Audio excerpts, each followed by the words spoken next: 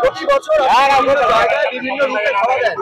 এবছর যেমন গঙ্গাসাগরে জন্মদিন দিয়েছিলেন, আজকে 21শে মঞ্চে সোনালী রঙে রাঙিয়ে তুলেছে নিজেকে। কেন? এটা হচ্ছে 13 জন শহীদ হয়েছে, শহীদ স্মরণে 21শে জুলাই প্রতি বছরই করে মমতা ব্যানার্জি। সেই উদ্দেশ্যে তার শান্তির কামনার জন্য 21শে জুলাই ও আমাদের রাজ্য সরকার যে মমতা দি ঘোষণা করছে দুয়ারে প্রকল্প, সেটাকে অর্ধেক রাজ্য কিছু প্রচার করার জন্য কৃষক বন্ধু, শিল্পী ভাতা, বিভিন্ন রকমের প্রোগ্রাম, সেটাকে মানুষকে জানাবার সচেতন করার জন্য আমি এটা হচ্ছে দুয়ারে সরকার প্রকল্প চালু করেছি। কিন্তু আমার একটাই আক্ষেপ, আমি হচ্ছে জানি যে সাগরমেলায় বলেছি আপনার কাছে যে দিদি প্রোগ্রাম করি, দিদি সবকিছু করি। 21শে জুলাইয়ের সমাবেশের আগে ধর্মতলা ভিক্টোরিয়া হাউসের সামনে চক্কর কিন্তু রীতিমতো ভিড়ে উপচে পড়ছে, ভিড় চোখে পড়ার মতন প্রতিবারের মতন, যার প্রধান বক্তা জননেত্রী মমতা বন্দ্যোপাধ্যায়। তৃণমূলের নেতা কর্মী সমর্থকরা নিজেদেরকে বিভিন্ন রঙে বিভিন্ন ভাবে মাতিয়ে তুলেছে।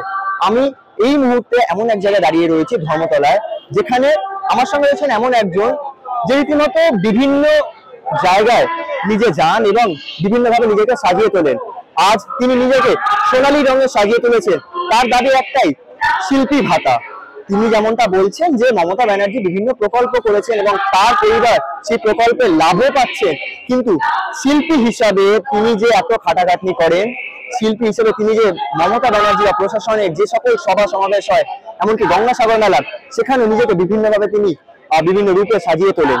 কিন্তু তার এই যে চেষ্টা, তার এই যে কষ্ট, সেই কষ্টের দাম কিন্তু তিনি পান না। তাই তার একটাই দাবি মমতা ব্যানার্জির কাছে যে তাকে যেন শিল্পী ভাতা দেওয়া হয়, যার ফলে তিনি ভবিষ্যতে আগামীতে নিজেকে আরো বিভিন্নভাবে সাজিয়ে তোলার জন্য যে মোটিভেশন, সেই মোটিভেশন তিনি পাবেন।